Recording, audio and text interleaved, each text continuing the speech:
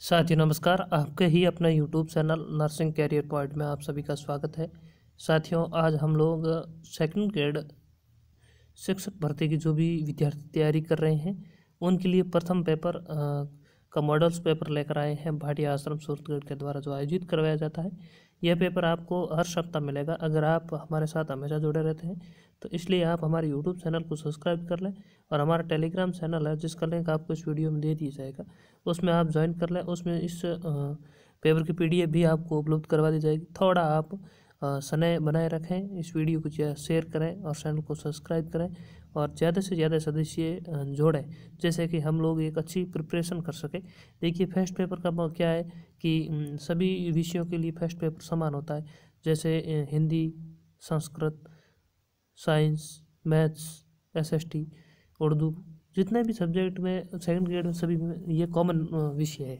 और इसलिए अपन लोग हमेशा साप्ताहिक टेस्ट होगा, उसकी मैं आपको इसमें PDF डालूंगा, फिर हल करवाऊंगा। तो आप पहले PDF को हल कर लें, फिर देखिए आप अपना मूल्यांकन भी कर सकते हैं कि आपके कितने सही हो रहे हैं। देखिए किस तरह के क्वेश्चन इन्होंने दिए हैं उसके बारे में बात करेंगे। तो पहला क्वेश्चन इन्होंने दिया था कि वायुमंडल की सबसे निचली परत को क्या कहा जाता है। तो ऑप्शन आप देख ही रहे हैं और आप सभी को पता है निचली मंडल होती है क्षोभ मंडल। सबसे निचली जो मंडल होता है वह होता है क्षोभ मंडल। फिर उसके ऊपर जो मंडल आएगा आपको पता है, क्षोभ के बाद समता मंडल, फिर आपके आएगा आयन मंडल और फिर आपके आएगा वायुमंडल। तो यह था क्रम मंडलों का, आप क्रम वाइज याद भी कर सकते हैं। अगला क्वेश्चन देखते हैं। अगला है निम्नलिखित को सम्मिलित करना है। तो प्रथम पृथ्वी सम्मेलन था वो 1992 को हुआ था। दूसरा क्योटो प्रोटोकॉल 1997 को और मॉन्ट्रियल प्रोटोकॉल 1987 को। प्रथम जलवायु सम्मेलन 1989 को हुआ था। तो इसमें ऑप्शन नंबर डी है वो सही हो रहा है। आगे देखते हैं। तीसरा क्वेश्चन था पृथ्वी के वातावरण की किस सतह को ओजोन परत पाई जाती है। तो इसमें आपको बताना है, इन्होंने अंग्रेजी में लिखा है ट्रोपोस्फीयर, स्ट्रेटोस्फीयर, मेसोस्फीयर, आयनोस्फीयर। तो आप सभी को पता है ओजोन है जो समता मंडल में पाई जाती है, इसलिए ऑप्शन नंबर इसका बी सही होगा, स्ट्रेटोस्फीयर। तीसरा क्वेश्चन देखते हैं। वर्तमान में प्रदूषण सूचकांक के आधार पर उद्योगों को निम्न में से किस श्रेणी में बांटा गया है, इसको आपको सम्मिलित करना है। तो यह भी काफ़ी अच्छा क्वेश्चन है। अगर इसमें अपन देखें तो क्रम देखें तो वे उद्योग जिनका प्रदूषण सूचकांक 60 या 60 से अधिक है तो वे लाल श्रेणी, 41 से 59 तक है तो नारंगी श्रेणी, 21 से 40 श्रेणी है तो हरित और 20 से कम है तो वे श्वेत हो जाएंगे। तो ये इसका सही उत्तर है। अगला क्वेश्चन देखते हैं। ध्वनि स्तर को मापक का अनुसार बताना है आपको।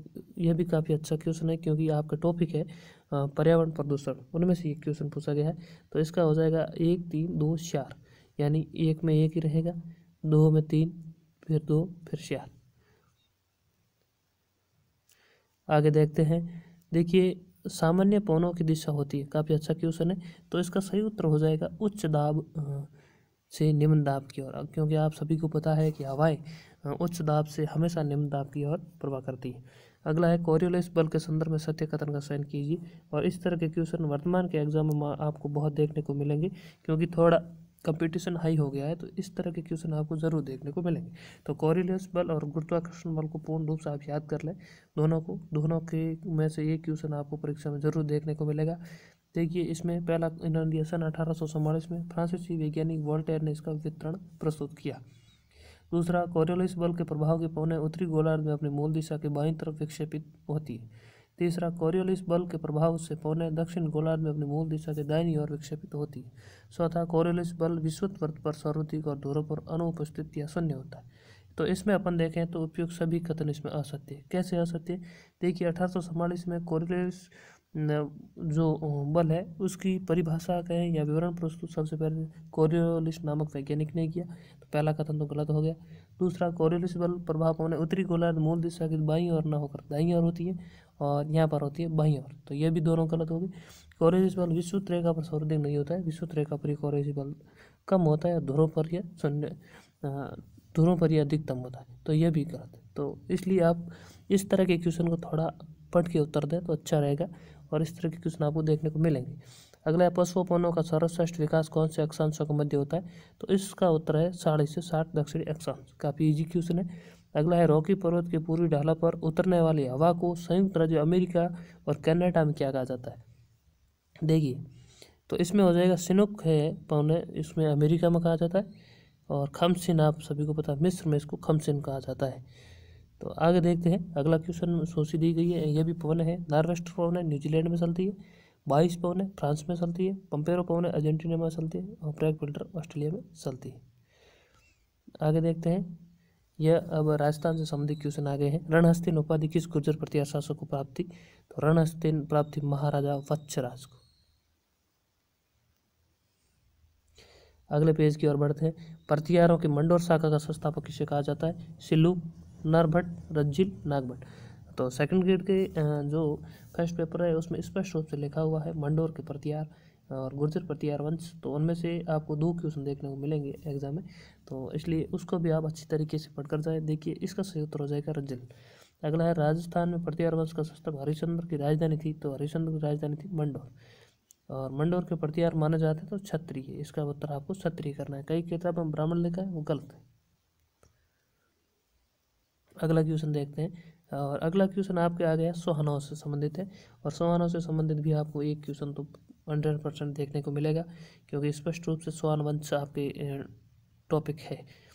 देखिए, इसमें असत्य कथन आपको बताना है। तो अर्णवराय ने गुजरात के चालुक्य शासक से चिन्ना की पुत्री कंचना देवी से विवाह किया, यह सही है। दूसरा, पुष्कर में वराह मंदिर का निर्माण करवाया, यह भी सही है। अर्णवराज के पुत्र कुमारपाल ने पिता की हत्या की, यह गलत है। अर्णवराज के पुत्र जगदेव ने हत्या की थी इसका, और अर्णवराज ने हरितानंद के राजा के विरुद्ध अभियान किया, यह सही है। तो ऑप्शन नंबर सी इसमें गलत है। अगला, सिरोही के देवड़ा सोहानों का आदि पुरुष कौन था? तो इसका सही उत्तर हो जाएगा लुम्बा। 17वां क्वेश्चन, निम्नलिखित में कौन सा कथन असत्य है? यह भी काफ़ी अच्छा क्वेश्चन है। देखिए, संपात लग सोहानों का मूल स्थान माना जाता है, तो यह तो सही है।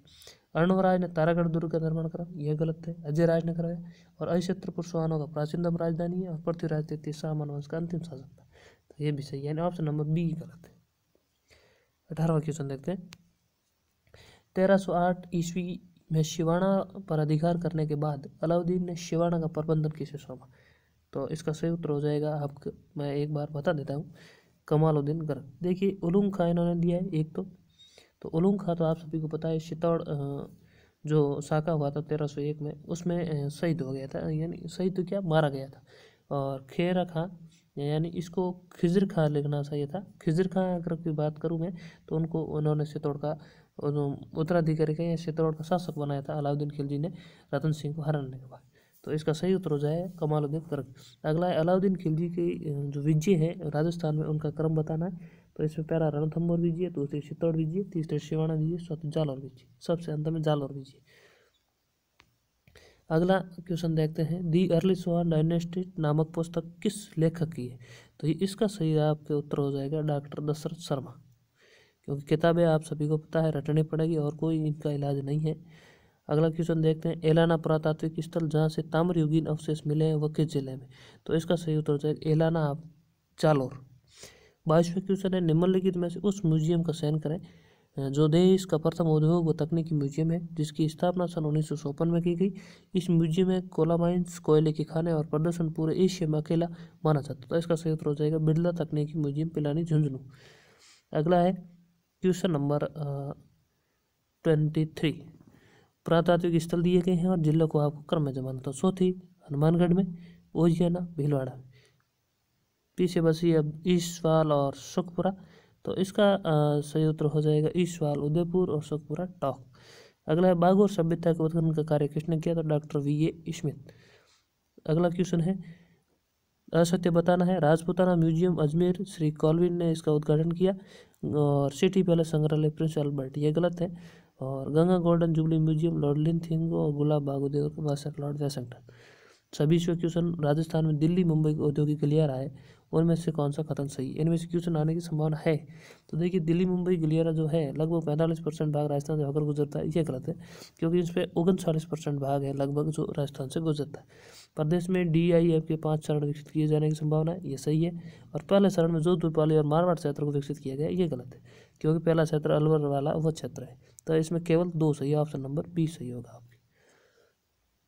अगला क्वेश्चन देखते हैं, पोजलाना व पोर्टलैंड क्या है, तो ये सीमेंट की किस्में है। अगला है माणिकलाल वर्मा टेक्सटाइल इंस्टीट्यूट की स्थापना किस जिले में की गई, तो इसका सही उत्तर होगा भीलवाड़ा। बकरी के बालों की झटपटिया बुनाई का केंद्र जसोल।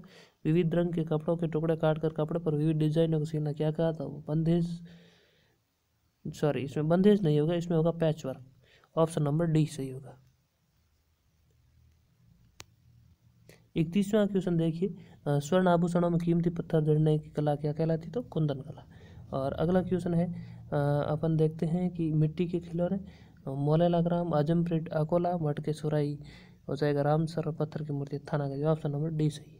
अगला है राज्य में ग्रामीण और आकर्षित क्षेत्र हैंडलूम, हस्तशिल्प, कृषि, ऊन, खनिज आधारित उद्योगों को विकास प्रोत्साहन देने हेतु गठित एजेंसी का नाम क्या है, तो ये रूडा।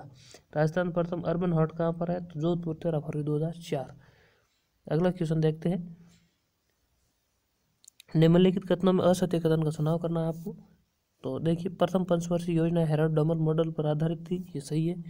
दूसरा है 1966 से 1969 अवधि में योजना काल था, यह भी सही है। तीसरा है तृतीय पंचवर्षीय योजना बैंकों का राष्ट्रीयकरण, ये गलत है, क्योंकि बैंकों का राष्ट्रीयकरण 5वीं पंचवर्षीय योजना हुआ था। अगला तृतीय पंचवर्षीय योजना बोकारो का हिमपात, यह भी सही है, यानी ऑप्शन नंबर सी गलत है। 37वीं 12वीं पंचवर्षीय योजना की समयावधि तो वो 2012 से 2017। अगला क्वेश्चन देखते हैं, निम्नलिखित में कौन सा सही नहीं है, तो तीसरी पंचवर्षीय योजना 1961 नहीं थी, ये गलत है। अगला है किस पंचवर्षीय योजना में भारी उद्योगों का विकास हुआ, तो दूसरी पंचवर्षीय योजना। अगला 39वां क्वेश्चन है, किस पंचवर्षीय योजना के दौरान आपातकाल लगाया गया और नए चुनाव हुए थे, जनता पार्टी की सरकार बनी थी, तो ये 5वीं। अगला है किसी भी राज्य को बीमार और राज्य श्रेणी में रखना आधार क्या है, तो आर्थिक पिछड़ापन। अगला कौन सा जोड़ा गलत है बताना, तो रणमल सन सिरदरी व्यास सही है, विजयपाल रासो यह गलत है, राव जय सिरसन बिटू सुजान और बिशुलदेव रासो नरपते नाला। अगला 2011 की जनगणना शहरी जनजाति के जिले में सर्वाधिक है, तो आप सभी को पता है 12। अगला कौन सा जोड़ा गलत है, राजस्थान का कबीर किसे कहते हैं, तो संत दादू दयाल, मेवाड़ के भीष्म पितामह कुमार शुंडा, शेड़ावा के गांधी मोतीलाल तेजावत, यह गलत है। और गांधी जी के 5 पुत्र जमनालाल लाल बजाज। तो शेड़ावा के गांधी किसे कहते हैं, आपको बताना है कमेंट बॉक्स में कमेंट करके। अगला है राजस्थान का प्रथम सुपर थर्मल पावर प्लांट कहाँ है, तो देखिए श्री गंगानगर में है, सूरतगढ़। राजस्थान का सबसे छोटा राष्ट्रीय राजमार्ग, तो NH 71B। राजस्थान कितने टाइगर रिजर्व है, तो 4। इस बात का ध्यान रखना, कई किताबों में 3 लिखा हुआ है, लेकिन वर्तमान में 4 है। अगला है राजस्थान का एकमात्र पक्षी चिकित्सालय कहाँ है, तो जयपुर में। आगे बात करते हैं, राजस्थान में सर्वाधिक ग्राम पंचायतें वाला जिला कौन सा है, तो उदयपुर आपको करना है। राजस्थान मरु त्रिकोण में कौन सा जिला शामिल नहीं है, विशेष रूप से ध्यान रखना बाड़मेर नहीं है, जैसलमेर, जोधपुर और बीकानेर है। JJB भी कर सकते हैं आप, या BJJ भी, जो भी ट्रिक आप बना सकते हैं इसके लिए। शहरी जाति का कुंभ, तो सीताबाड़ी। और सरकार द्वारा निर्धारित मूल्य जिस पर किसानों के द्वारा बेचे जाने पर माल को खरीदने हेतु सरकार तैयार करती है, न्यूनतम समर्थन मूल्य।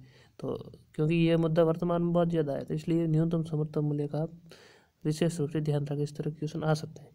अगला है राजस्थान में मंडियों की स्थापना तथा विकास के लिए राजस्थान सरकार कृषि विपणन बोर्ड की स्थापना किस वर्ष में की गई, तो 1970 में। अगला राजस्थान का दूसरा बड़ा कृषि आधारित उद्योग कौन सा है, तो चीनी उद्योग। तो पहला कौन सा हो जाएगा, सूती वस्त्र उद्योग। अगला है कृषि उत्पादों को खाद्य पदार्थों में बदलने की प्रक्रिया क्या कहलाती है, तो कहले प्रसंस्करण। अगला देखते हैं, राजस्थान में पहली सूती वस्त्र mill The Krishna Mills Limited Beawar किस वर्ष में स्थापित की गई, तो इसका सही उत्तर आपका हो जाएगा 1889। स्वजय सिंह ने ज्योतिष की 5 वेधशालाएं कहाँ का बनाई, तो आप सभी को पता होना चाहिए इसके बारे में, क्योंकि हर बार ये क्वेश्चन आता है। तो इसमें सही उत्तर हो जाएगा दिल्ली, फिर मथुरा, फिर आपको बनारस, फिर उज्जैन और एक बस गई वो जयपुर। अगला पृथ्वीराज चौहान के बारे में बताना है। देखिए, पृथ्वीराज चौहान के पिता का नाम सोमेश्वर, सही है। पृथ्वीराज चौहान की माता कपूर देवी ने संरक्षिका के रूप में काम किया, यह भी सही है। वेदानुरागी पृथ्वीराज केवल 3 भाषाओं को ज्ञान था, यह गलत है, क्योंकि उनको सब भाषाओं का ज्ञान था। और प्रसिद्ध ग्रंथ पृथ्वीराज रास की रचना कवि चंद्रवर्धन ने की थी। तो इसका गलत उत्तर है ऑप्शन नंबर सी। किस शासक को फारसी इतिहास का हसमत वाला शासक आता है, इसका सही उत्तर हो जाएगा मालदेव। विजय स्तंभ किसने बनाया, तो महाराणा कुंभा। क्योंकि इस साल क्वेश्चन है तो डिस्कस करने की जरूरत नहीं है, जो क्वेश्चन डिस्कस के लायक होगा उस पर अपन डिस्कस करेंगे, बाकी सीधा उत्तर बताता जाऊंगा मैं आपको, जिससे कि आपका भी ज़्यादा समय खराब ना हो। और आपके कितने सही हो रहे थे, अगर आपने हल किया है तो ज़रूर कमेंट बॉक्स में कमेंट करें। बिजुलिया किसान आंदोलन किस जाति के किसानों द्वारा प्रारंभ किया गया, तो धागड़ जाति। पंडित नैनूराम चौधरी, रामनारायण चौधरी व हरिभाई किंकर किस किसान आंदोलन से संबंधित, बूंदी किसान आंदोलन। समसभा की स्थापना किसने की, तो गोविंद गुरु ने। अगला देखते हैं मेवाड़ प्रजामंडल की स्थापना किसकी अध्यक्षता में हुई, तो आप सभी को पता है बलवंत सिंह मेहता। अगला शैतावनी सोंगटिया नामक सोरठे किसने लिखे, तो केसरी सिंह बारट। असम्मिलित बताना है तो मारवाड़ प्रजामंडल जयनारायण व्यास, जयपुर प्रजामंडल जयनारायण बजाज, बीकानेर प्रजामंडल मगाराम वेद, कोटा प्रजामंडल लक्ष्मणदास श्यामी। ये गलत है, इसका हो जाएगा नैनूराम शर्मा। अगला है बाल विवाह निषेध कानून सर्वप्रथम किस रियासत ने लागू किया, तो अलवर रियासत। सती प्रथा गैर कानूनी घोषित किसने किया, तो लॉर्ड विलियम बेंटिक। राजस्थान विद्यापीठ की स्थापना किसने की, तो पंडित जनार्दन राय नागर। ऑप्शन नंबर डी सही है। अगला है 1819 को आधुनिक शिक्षा का पहला स्कूल का खोला, तो अजमेर। अगला क्वेश्चन देखते हैं, असत्य बताना है माउंट बैटन योजना के तहत भारत का विभाजन हुआ, सही है। डॉक्टर राजेंद्र प्रसाद भारत की विधानसभा के स्थायी अध्यक्ष थे, ये भी सही है। 19 सितंबर 1947 विधानसभा की प्रथम बैठक हुई, ये गलत है, 19 नहीं 9 दिसंबर थी। और प्रथम बैठक ऐसे डॉक्टर सत्यानंद सिन्हा ने की, ये सही है। ट्रस्टी ऑफ डेस्टिनी नामक भाषण किसने दिया, तो ये पंडित जवाहरलाल नेहरू दिया था। तो पहला भाषण बोलते हैं अपन को जब भारत आज़ाद हुआ उसी रात को दिया गया था। अगला है 15 दिसंबर 1941 को मल्लाया में किसने आज़ाद हिंद फौज की स्थापना की, तो इसका सही उत्तर हो जाएगा कैप्टन मोहन सिंह। अगला है भारत का प्रथम विधि अधिकारी कौन था, तो कौन होता है, तो महान्यायवादी। आगे देखते हैं, देखिए संसद के उच्च सदन में अधिकतम कितने सदस्य होते हैं, 250, यानी उच्च सदन आप बोल सकते हैं राज्यसभा को, और निम्न सदन लोकसभा। लोकप्रिय सदन लोकसभा है। अगला है धन विधेयक की परिभाषा किस अनुच्छेद में, तो अनुच्छेद 210। लेकिन धन विधेयक अगर पूछा जाए तो अनुच्छेद 109 होगा, परिभाषा 110 में।